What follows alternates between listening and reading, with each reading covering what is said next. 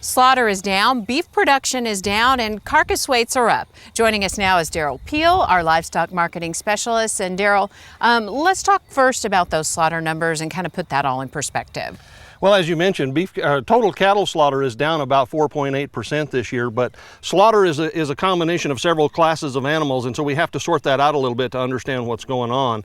First of all, let's talk about the cow slaughter part of that. Cow slaughter normally makes up 17 to 18% of slaughter. It's been running bigger than that the last couple of years, and within and so far this year, total cow slaughter is down about 3.5%. But you have to look at beef and dairy separately because there's different things going on in those sectors as well.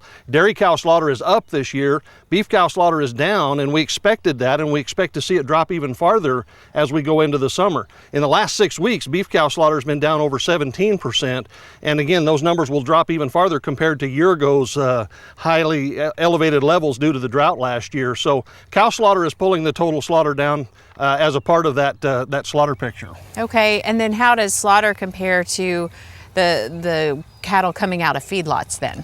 This is puzzling some folks right now because if you look at feedlot marketings for the year to date, they're down less than 1%, and yet steer and heifer slaughter are down almost 5%. And how do you reconcile those numbers? It's an indication of some longer-term structural change that's going on in the industry.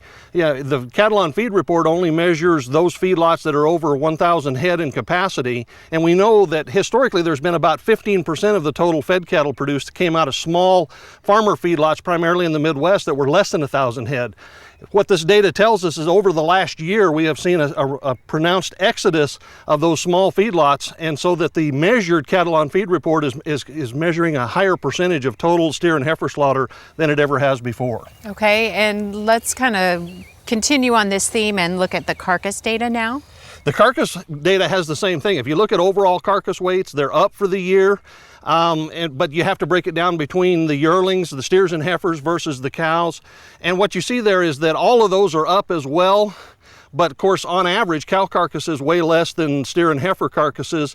And so as we go through the year, we're going to see cow slaughter represent a smaller proportion of the total, which means that they're going to be contributing less of those light carcass weights. And the bottom line is carcass weights are heavier because we had good weather.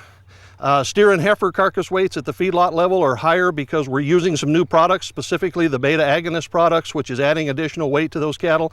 But more importantly, even as we go through the year, carcass weights will stay a little bit higher because the proportion, cows as a proportion of total slaughter, will go down in the mix, and that's going to make the overall cattle carcass weight stay a little bit elevated. Okay, and as we wrap up today, what does all this mean for the markets in the next few months? Well, we have less beef production so far this year. We expect that drop to get even more as we go forward.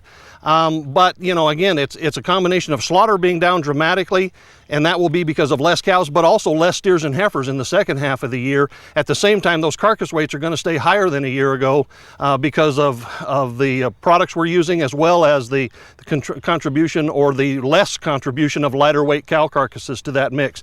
Overall, beef production will be down, and will be down more sharply in the second half of the year. Okay, and of course that impacts prices, as we know.